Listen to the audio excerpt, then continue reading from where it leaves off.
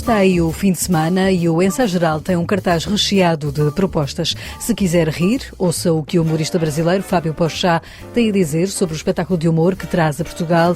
Mais à frente, um espetáculo de dança para crianças que alerta para a preservação do ambiente. Em Elvas visitamos a nova exposição do Museu de Arte Contemporânea que mostra obras de 40 artistas da coleção António Cachola. Em Águeda temos uma peça de teatro para ver amanhã e ouvimos as sugestões de Guilherme de Oliveira Martins. Seja bem-vindo ao Ensaio Geral. Meu pai insistiu para que eu avisasse as pessoas de que nossa família é genebrina, de que Porchat é de Genebra. Ele falou, avisa as pessoas. Eu falei, mas por que eu vou avisar as pessoas? Ele, fale para as pessoas. Eu falei, mas eu não adianta chegar para um rapaz da Genebra e falar, oi, em 1850 um tio meu foi embora. Ele vai falar, então se foi embora, muito obrigado, te agradeço. Não tem porquê. Esta é uma das histórias de viagem da família Porchat, as que o humorista brasileiro Fábio Porchat agora traz a Portugal no espetáculo que estreia na próxima segunda-feira no Coliseu de Lisboa. São diferentes, falam antes das suas próprias viagens. O humorista do coletivo Porta dos Fundos vai levar o espetáculo dia 14 ao Teatro Micaelense, em Ponta Delgada, nos Açores, e a 15 de fevereiro ao Coliseu de Lisboa. Em entrevista ao Ensaio Geral, Fábio Porchat conta que este solo de stand-up comedy começou a ser criado em Portugal. Eu fico feliz de estar de volta a Portugal fazendo o meu novo show de stand-up, Histórias do Porchat. Tudo começou em Portugal, na verdade.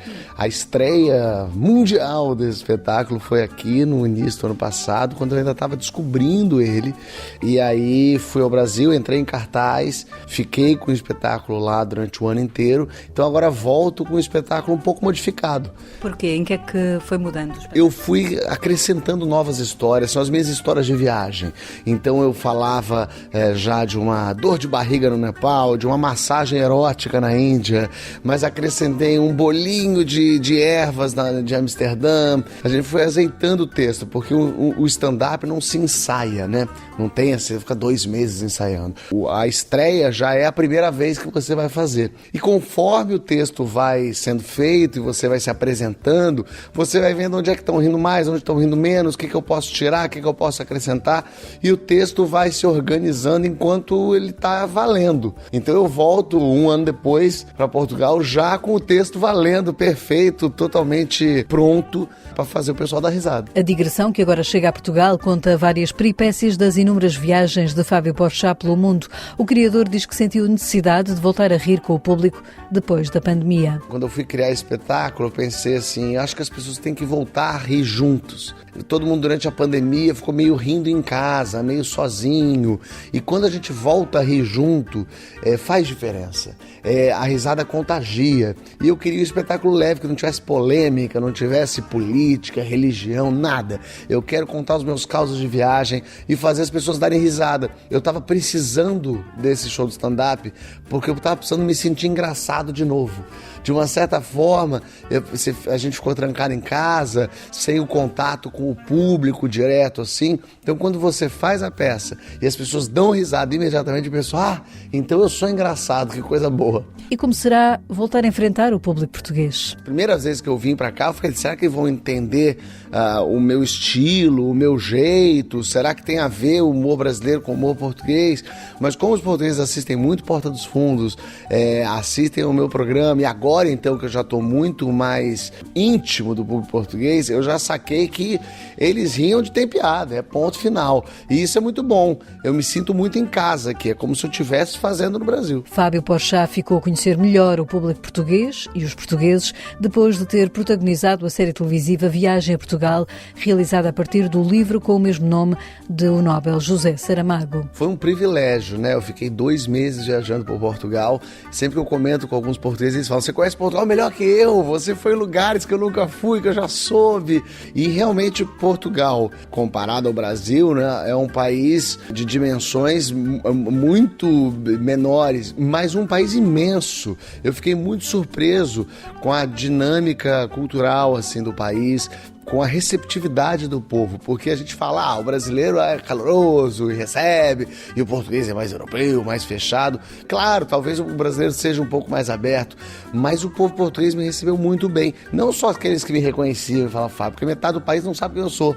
Muitos idosos olhavam para mim e falavam, vem aqui, queriam conversar, queriam bater papo. Eu fiquei apaixonado, já tinha ido a algumas aldeias, mas assim, eu vou iniciar um tráfico de idosos para o Brasil, porque eu preciso deles lá.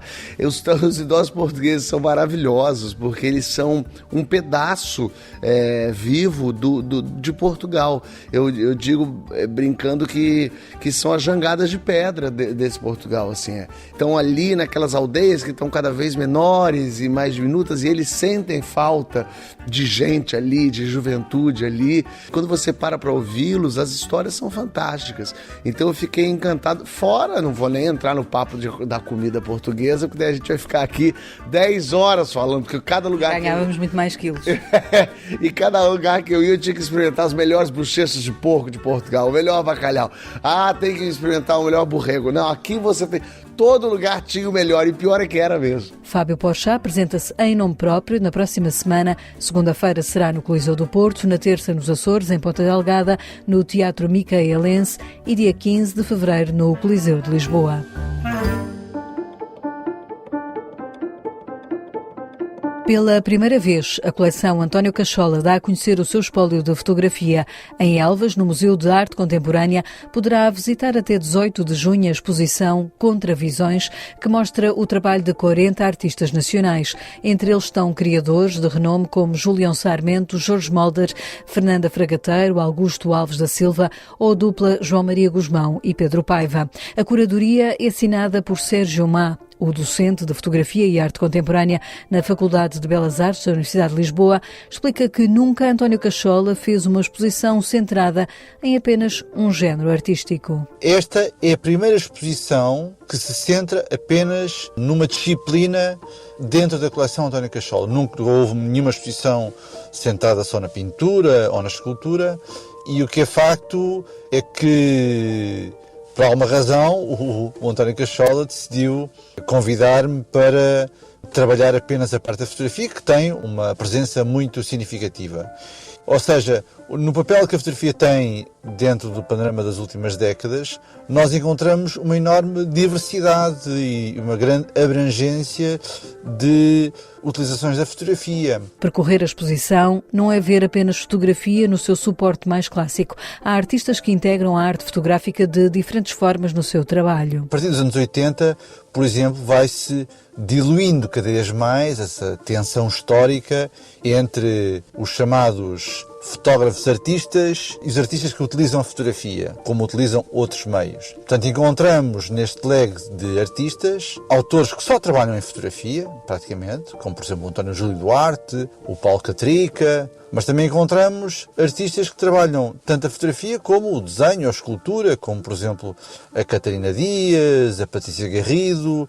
Outro dado importante é que na exposição não encontramos apenas obras em fotografia, portanto temos que entender a fotografia num conceito mais alargado e que tem outras materializações. Há, por exemplo, várias obras em vídeo, como por exemplo no Daniel Barroca, são vídeos que vemos, por exemplo, sequências fotográficas, não é? São de imagens paradas. Mas existem outros casos, como por exemplo o da Salomé Lamas, que é um filme, que é uma narrativa que mistura imagens em movimento e imagens paradas. Portanto, não se trata apenas, quando chamamos fotografia, de entendê-la num estrito sentido material e técnico. Portanto, há uma natureza conceptual que leva a entender a fotografia para além da fotografia, se quiser. Esta é a primeira exposição de fotografia. Haverá depois uma segunda parte desta exposição a partir de junho. Tudo parte do espólio de um colecionador apaixonado pela arte, como é António Cachola, diz Sérgio Má. É extraordinário a maneira verdadeiramente apaixonada e muito eclética com que o António Cachola tem vindo a colecionar. Na sua coleção encontramos as figuras maiores, mais marcantes da cena artística portuguesa. Mencionou a Fernanda Fragateiro, mas para além da fotografia o José Pedro Croft ou o Rui Chaves, que são artistas bastante representados na coleção. Mas também há uma enorme atenção do António a jovens artistas, a jovens que vêm trazendo outro tipo de temáticas, por exemplo, agora os temas mais ligados ao pós-colonialismo, à crítica feminista. Portanto, nesse sentido, é alguém que se relaciona com o mundo de uma forma muito aberta, e os artistas são uma maneira dele também se sintonizar com estes múltiplos fenómenos que marcam a vida social e cultural no mundo em que vivemos. Contravisões, a fotografia na coleção de António Cachola, é uma exposição que poderá ver em Elvas até 18 de junho.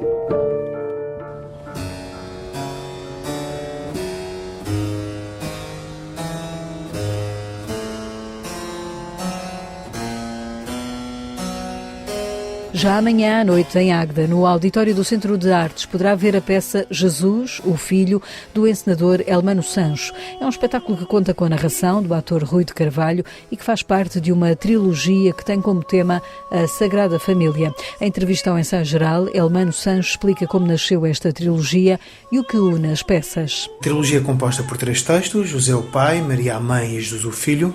Na verdade, Jesus o Filho, na altura em que eu escrevi esta trilogia, não fazia parte da trilogia, porque eu nem sequer tinha pensado numa trilogia, tinha pensado apenas num texto para a figura da mãe e um texto para a figura do pai, mas depois, como ponto de partida, o oratório da Sagrada Família com a figura de José, de Maria e de Jesus, na altura do confinamento tornou-se evidente que, uma vez que o ponto de partida era esse oratório, que é um adereço que faz parte de cada um dos espetáculos, que deveria escrever uma trilogia, e então escrevi Jesus o Filho.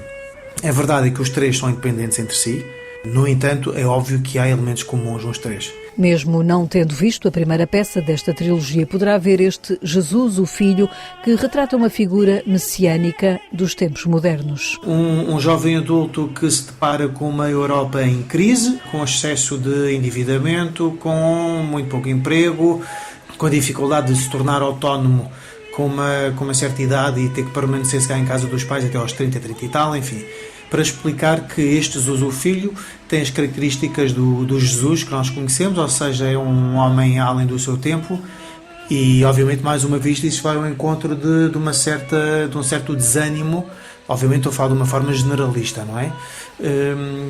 Que acompanha os tempos e que acompanha também, penso eu, não só essa faixa etária, mas todas as pessoas, não é?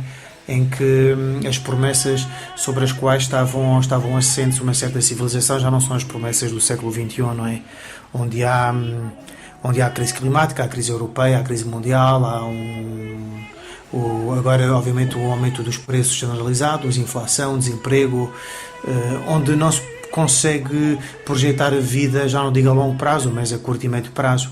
E então este Jesus tem estas características de Messias contemporâneo, dessa pessoa que consegue perceber que não vale a pena lutar, porque na verdade não há propriamente uma solução à vista. Em palco, Elmano Sancho tem ao seu lado os atores Joana Bárcia e Vicente Wallenstein, numa peça que leva o público a pensar na sua fé na esperança. Essa imagem do Salvador, alguém ou alguma coisa que nos pode salvar, não invalida o facto de nós termos que obviamente fazer as coisas que temos que fazer, mas obriga-nos a caminhar num sentido de bem comum, de salvação coletiva. Quando esta fé perde a sua força, não é? O que resta é a desorientação, não é? Ou seja, as premissas que são de alguma forma próprias da religião católica e que eu convoco através do oratório, são premissas que eu diria, de uma forma geral, são necessárias para a vida em comunidade, não é?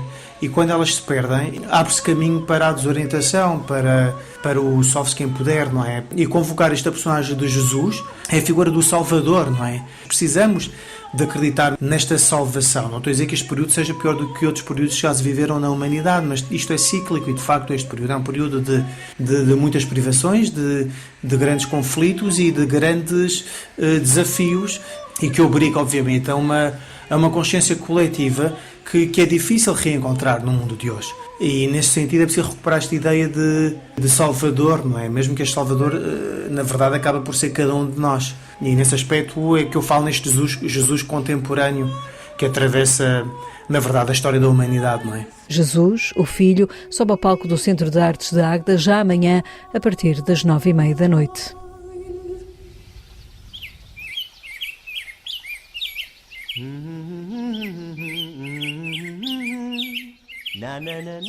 Tem em casa crianças, aquela menina que sonha ser bailarina ou aquele rapaz que quer salvar a natureza.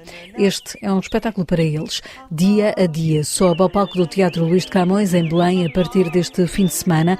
Criado por Ana Jezabel, o espetáculo de dança pretende despertar a consciência ambiental nos mais novos, explica a bailarina ao ensaio geral. Vem de uma vontade de chamar a atenção para os pequenos aspectos que nos rodeiam no nosso dia-a-dia, que têm a ver com a natureza. Portanto, mesmo num dia-a-dia, num contexto urbano, não é, em que vivemos nas cidades, de que forma é que esta natureza continua presente no nosso dia-a-dia, seja através de ouvirmos os passarinhos com mais atenção, que estão sempre presentes, mesmo com o ruído dos carros, seja através de uma simples observação da lua, de aspectos que realmente nos rodeiam, estão lá todos os dias, e de que forma é que podemos chamar a atenção dos mais novos, começarem a dar alguma atenção a estas pequenas coisas que nos rodeiam. Um espetáculo que convida a todos a parar e olhar à volta e que conta com um cenário, também ele de apelo à preservação da natureza, criado pelo artista Bordalo II.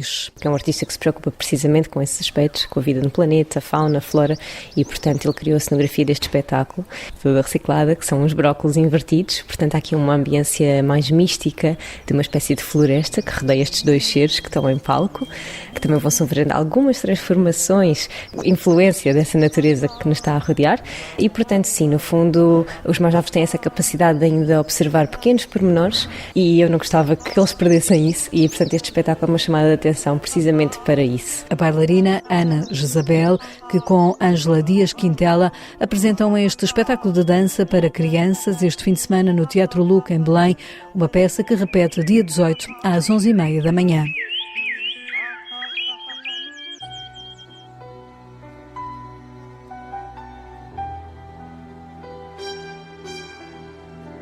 No ensaio geral, escutamos agora Guilherme de Oliveira Martins, o nosso colaborador do Centro Nacional de Cultura, que nos evoca hoje dois autores fundamentais, a brasileira Cleonice Berardinelli e o italiano António Tabucchi. Desde há poucos dias, há um jardim de Lisboa, ali a São Mamede, que invoca António Tabucchi.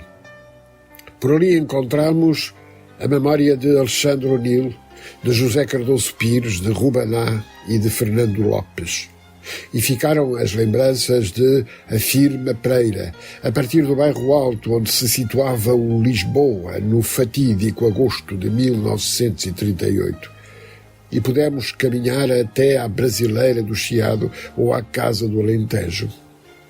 E relemos o Requiem, uma alucinação, livro escrito diretamente em português por este italiano que trazia a nossa língua no coração. E lemos: estava realmente uma noite magnífica de lua cheia, quente e mole, com alguma coisa de sensual e de mágico. Na praça quase não havia carros. A cidade estava como que parada. As pessoas deviam ter-se demorado nas praias e só voltariam mais tarde. O terreiro do Paço estava solitário. Um cacilheiro apitou antes de partir. As únicas luzes que se viam no Tejo eram as suas.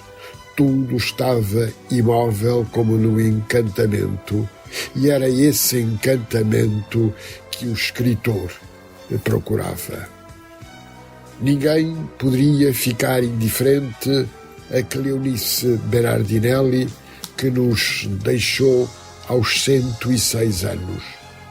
Conhecia, lia, aprendi com ela e nunca esquecerei. Foi Fidelino de Figueiredo quem fundou uma verdadeira escola do estudo da literatura portuguesa na cidade de São Paulo e que trouxe Cleonice à ribalta. É, aliás, fundamental a carta de 1958 que Fidelino enviou à sua discípula falando de Fernando Pessoa. Fomos com discípulos no primeiro ano da faculdade, que então se chamava Curso Superior de Letras. Acabava de chegar da África do Sul. Era alto, magro, narigudo, um pouco tratamudo e mantinha sempre uma expressão sorridente que fazia lembrar o rir japonês como defesa. Caminhava de esgalha como afligido por escoliose espinal. E se Fidelino de Figueiredo foi mestre essencial da mestra que foi Cleonice Berardinelli, não podemos esquecer o afeto que Dona Cléo lhe dedicava e ao rigor de Pierre Urcade, lamentando não ter podido falar com ele sobre Pessoa.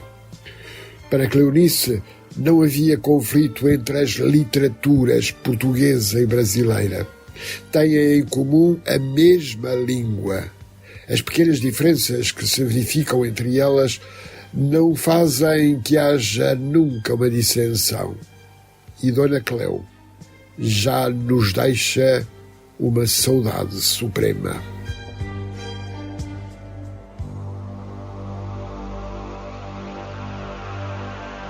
Viver porque ainda está para vir, fazer contas com o passado, deixá-lo ir.